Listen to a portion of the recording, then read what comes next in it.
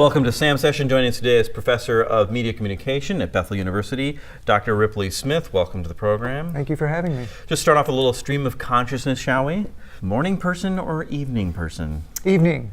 All right. Movies or books? Books. Favorite Movies. book? Wait.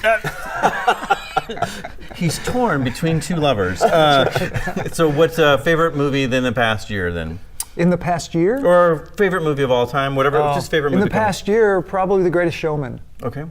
Why did you like that? So, because it was so much better than the last musical they tried to make. So, people Wasn't actually, a high bar. because people actually could sing and dance, and no, I just thought it was a great storyline, and yeah. And you like books, so might as well give us a favorite book there. Favorite one I'm reading now? I'm reading a book. It's How Soccer Explains the World. And so I'm a soccer player and former coach and all of that. And so it's about how soccer explains all these geopolitical phenomena. Isn't it just kick ball, get check? So I mean, shouldn't that be? That's right. Isn't that really what it is? Kind of, if you boil it down, yeah. Okay. Yeah. All right, well, favorite family tradition? Probably game night at the dinner table. So, yeah. And what game who do you guys like to play? Oh, we play Farkle is a common one because you don't need a lot of things in your hand while you're eating, and you can just roll the dice and keep playing. We play a lot of presidents. So we always, during our family mealtime, we always played a game so that there was joviality and conversation. And Farkle. Farkle. It's just fun to say. And just to say that. It's always right? Farkle. It's always Yeah, Farkle. yeah. All right, well, what's something that everybody totally seems to be into that you just go, what? The Bachelor. I am on a college campus, and every time that comes up, I think you people are educated. It does. It stirs up a weird frenzy, doesn't Right, it? Yeah. It is that bizarre. and what's that game that they play? It's got a little bouncy thing in the center, and they hit it. Trouble? Spike ball? Spike ball. Spike ball, yeah. I don't get that either. I don't get that one. Yeah. That one's a hard Funny. one. All right, so here we're media, talking about media, and do you think that we're like entering another golden age of media? I do. I think because the playing field has been opened up, I do. I think we're entering in not only from a technical standpoint, but from a producing content standpoint, we're completely entering into a new zone. So how would you tame this wild, wild west of media, or what are some things that we should consider as we enter in? Taming, I'm not sure we want to tame it, right? I think the whole producage, which is the technical term that they're applying to this new environment, the fact that communities are now producing news, for instance. The whole Instagram, Twitter, Facebook environment is a new way of community sourcing a news story, right? And so I think that's exciting. That we all are, prosumer, that idea has been around for a long time, but now we are actually, as communities, changing, creating the landscape for production. And I think that's exciting. Yeah, incredible democratization, essentially, of media. Yeah. And so, people are participating. It's not just the 4 Ps of marketing anymore. Mm-hmm. It's, people are participating, and then they're, trying to predict what people are doing, and so it's a pretty exciting time. Yeah. Does that affect what people expect, and also then how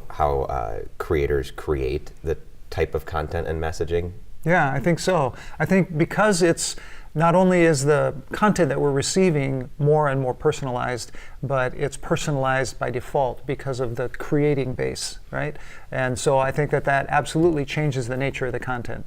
It's got to be more personal. If that story doesn't touch me, relate to me, impact my world, or you show me how it impacts my world, then it's irrelevant. So I think absolutely. So if everything's happening on this personal level and you have this business that comes in, how can they market into that? One of the areas that I teach in is in web design, and the whole idea of websites even is kind of passé. So now you have to take that social media content and drive customers back. So it's all about funneling.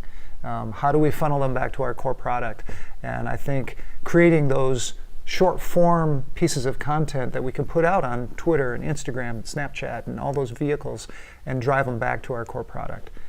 So I think that's the key. So Marshall McLuhan, this is a long time ago, said the medium is the message. Do you agree with that?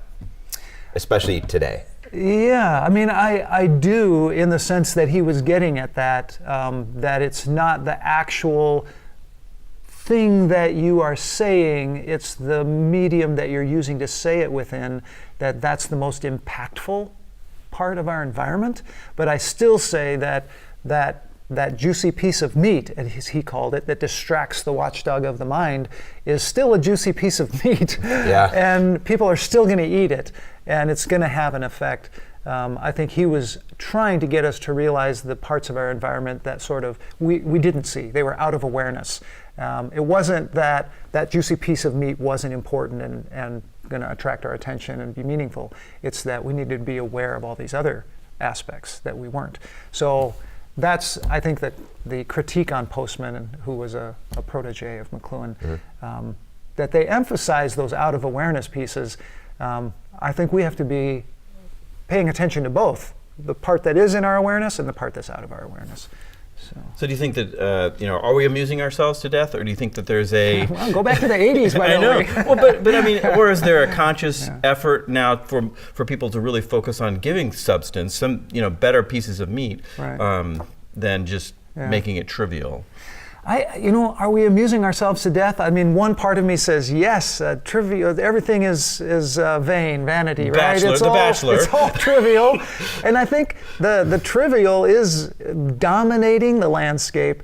The question is, how do you cut through with the meaningful? And so I think that's what I see in my current students is they're in search of that meaningfulness, right? And so, how can we slice through all of this blather and get to something that's useful? I think that's part of the trick. And I think they keep looking for channels that will allow them to do that. Is it going to be Instagram? Oh, okay, that's now been trivialized. What can it be next? And I think that channel search is searching for that meaningfulness. All right, we've been talking with Dr. Ripley Smith, Professor of Media Communication at Bethel University. Thanks for joining us on Sam's session here today. Thanks for having me. All right.